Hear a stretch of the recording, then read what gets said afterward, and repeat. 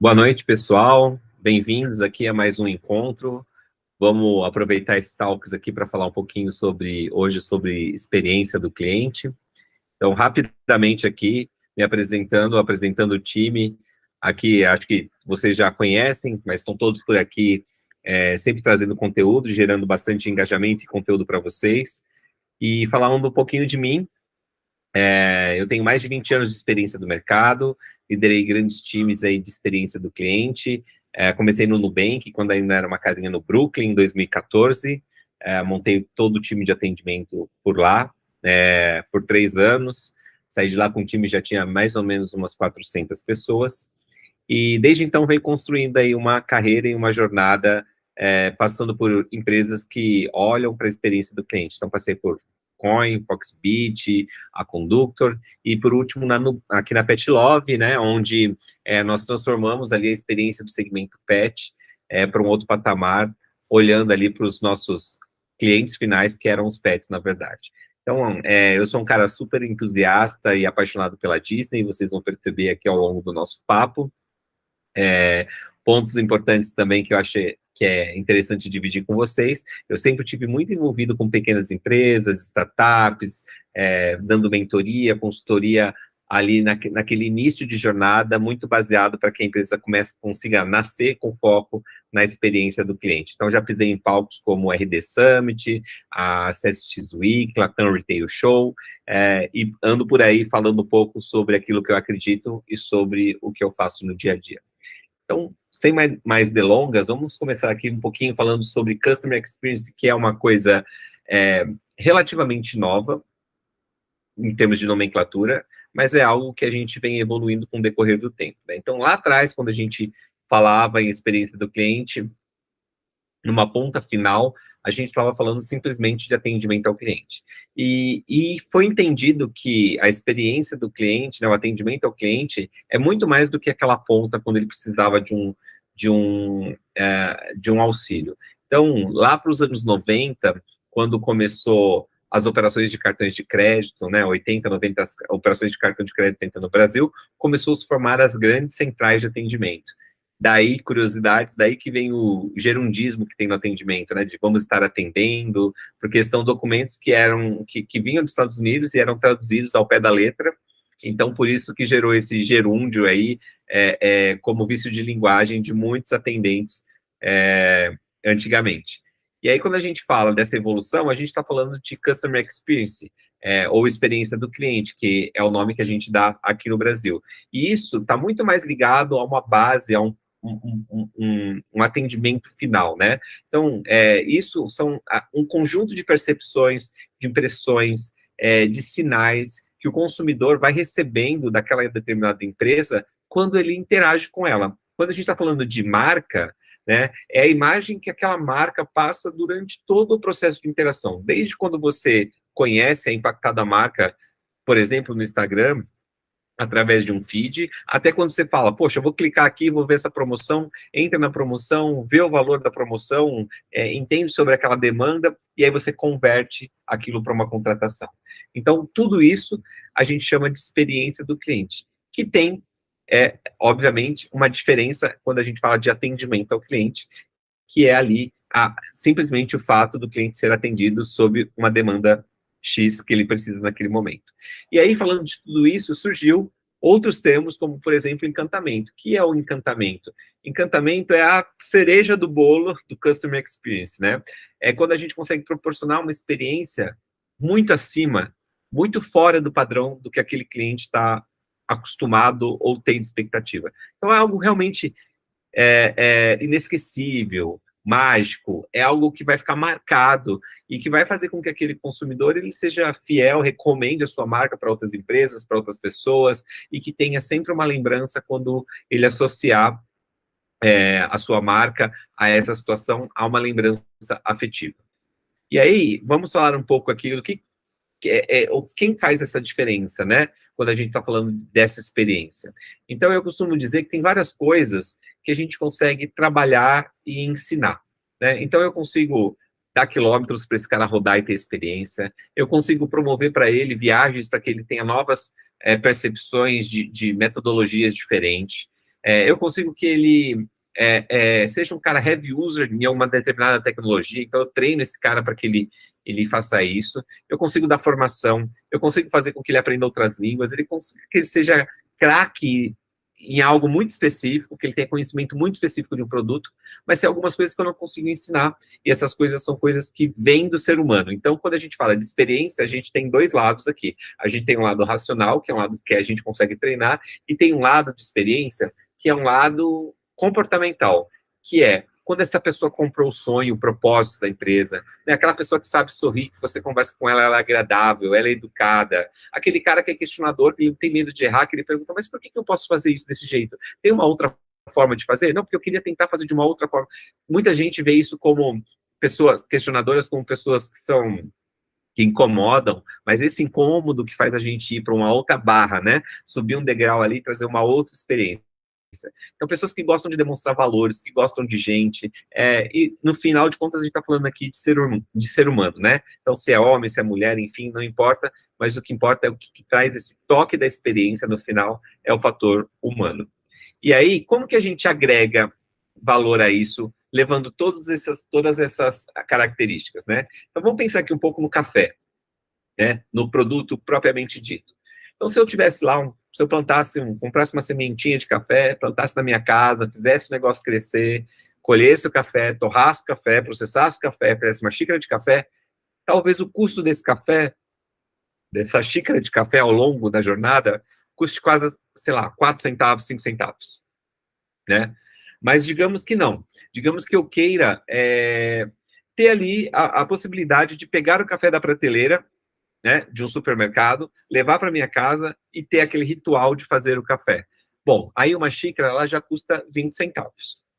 Se eu quero algo com mais conforto, se eu quero um serviço, então eu vou, atravesso a rua, chego numa padaria e peço, por gentileza, uma xícara de café, e essa xícara de café vai custar ali R$ 2, R$ 3. Agora, se eu quero uma experiência, eu vou num lugar super bonito, amplo, com som ambiente, ar-condicionado, que eu chego no lugar, escolho o meu item, a pessoa me chama pelo nome, entrega meu produto com o meu nome escrito, tem um copo super bonito, se eu quiser eu consigo ficar no lugar, ou se eu quiser sair e dar uma volta pela região, eu consigo dar uma volta pela região. Por isso eu pago R$ 10. Então a gente está falando aqui que a experiência, através da construção feita do produto, o marketing e o atendimento, ela agrega valor.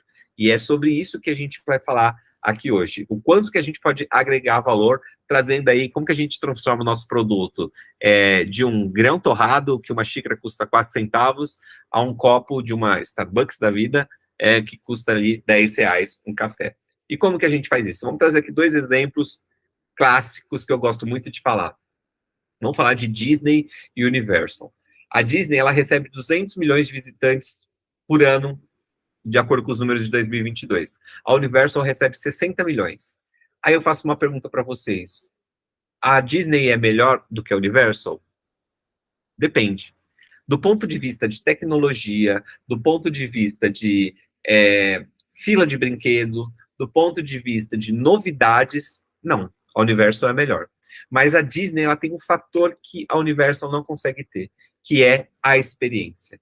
Então, é isso que faz com que a Disney seja algo inesquecível, porque ela conseguiu trazer na nossa memória afetiva vários momentos na nossa jornada de vida como um todo, né? A Disney sempre se fez presente. Então, por isso que a visitação da Disney, ela tem ali uma coisa de passar de pai para filho, de filho para neto, e assim sucessivamente. E aí, quando a gente para olhar sobre experiência, falando um pouquinho de Disney, olha quanto que vai por trás de tudo isso para conseguir entregar essa experiência. Na Disney trabalham por dia 74 mil pessoas. São 4 parques aquáticos que tem ali no complexo como um todo, 4 parques temáticos, 2 parques aquáticos, tem 440 restaurantes, considerando todos os parques e resorts, e 32 resorts. Então, no final, é um time gigante, que precisa ter uma mesma linguagem, uma mesma postura, os processos claros, uma imagem da marca super clara e entregar a mesma experiência. A gente está falando ali de 300 mil pessoas por dia que passam por ali, por aqueles parques, e tem esse mesmo tipo de experiência, estando ele num restaurante, estando ele num parque aquático, assim sucessivamente. E aí, vamos falar um pouco sobre valor agregado. Vou pegar um exemplo lá do café, né? Se a gente para olhar, um dos grandes eventos que acontece no Magic Kingdom, que é o principal parque da Disney, é a queima de fogos. E essa queima de fogos custa a bagatela de 55 mil dólares por dia. Todos os dias a Disney queima 55 mil dólares em fogos só no Magic Kingdom. E aí você fala, puxa, é muito dinheiro. Mas a Disney recebe, só no Magic Kingdom, 60 mil visitantes por dia. Então, estamos dizendo aqui que cada visitante custa $1 na queima de fogos. E aí eu faço um desafio aqui para vocês refletirem sobre isso. Se eu tirar $10 do ingresso do parque, que custa $120 na média, para você passar o dia na Disney e você não ver a queima de fogos, você aceitaria? Provavelmente não. Então, se eu fizer tirar $20, você pagaria $100 apenas para ficar no parque o tempo que você quiser, mas quando chegar a queima de fogos, você vai embora. Você aceitaria? Provavelmente não.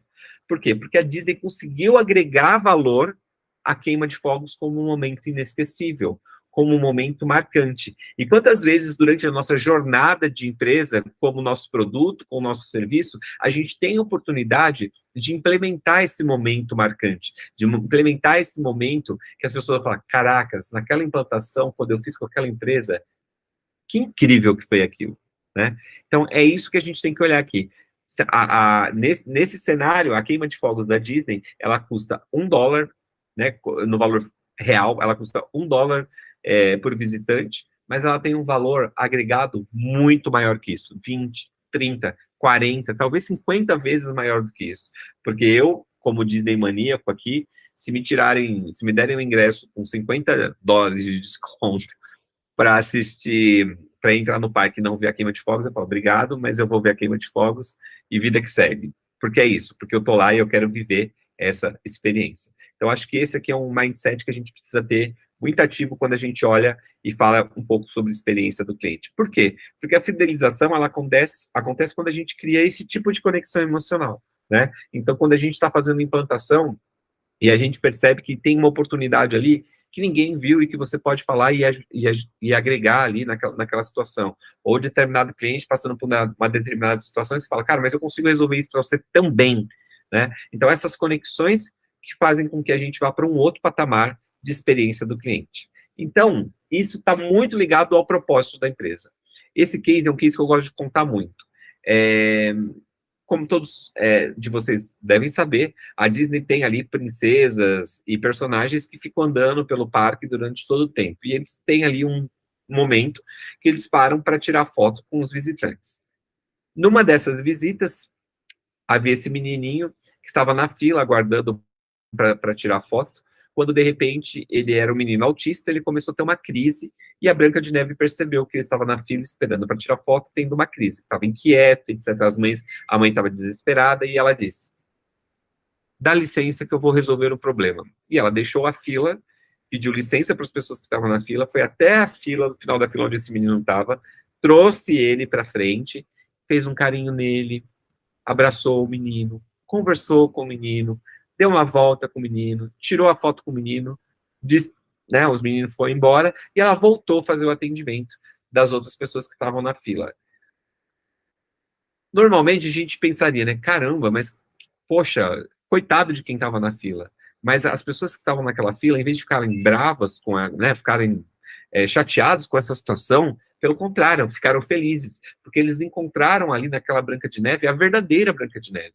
A Branca de Neve que cuida, que protege, que cuida com carinho, né? Que dá carinho, que dá atenção, que é responsável. Então, tudo aquilo que eles viram, que a gente aprendeu como personagem Branca de Neve, eles viram ali personalizado naquela pessoa. E eles entenderam, falaram, caraca, eu vou ficar na fila meia hora, porque hoje, realmente, eu encontrei a verdadeira Branca de Neve aqui.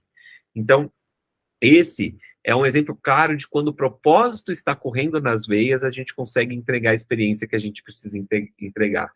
Funcionário da Disney, eles não são chamados como funcionários, eles são considerados membros do elenco.